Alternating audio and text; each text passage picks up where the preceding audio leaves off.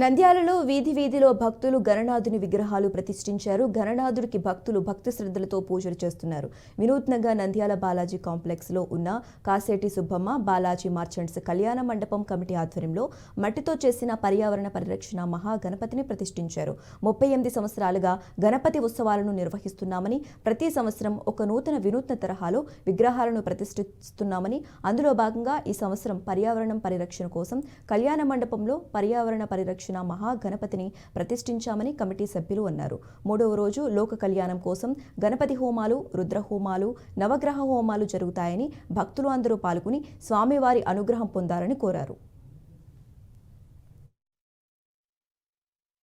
కాసేటి Subbamma Balaji merchants committee కళ్యాణ మండప నిర్వహణలో శ్రీ వరసిద్ధి వినాయక ఉత్సవాలను గత 38 సంవత్సరాల నుంచి కూడా నిర్వహిస్తూ వస్తున్నాం.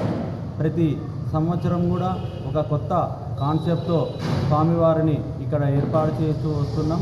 పర్యావరణ పరిరక్షణ భాగంగా గత 9 సంవత్సరాల నుంచి కూడా మట్టితో ఏర్పాటు చేసినటువంటి విగ్రహాన్ని కూడా ఇక్కడ ఏర్పాటు చేశాం.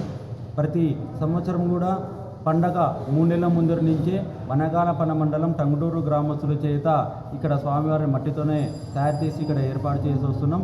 ఈ సంవత్సరం ప్రత్యేకతగా ఈ సంవత్సరం అందరికీ తెలిసిన విషయము, ఎండలు చాలా విపరీతంగా ఉన్నాయి.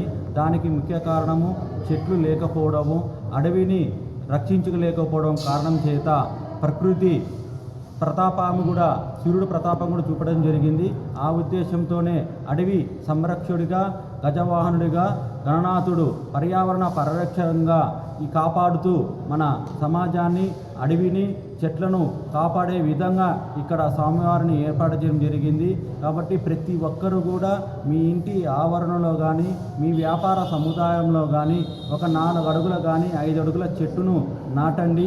తల్లికి వందనం పేరు మీద మీ తల్లి పేరు మీద ఒక చెట్టును నాటండి.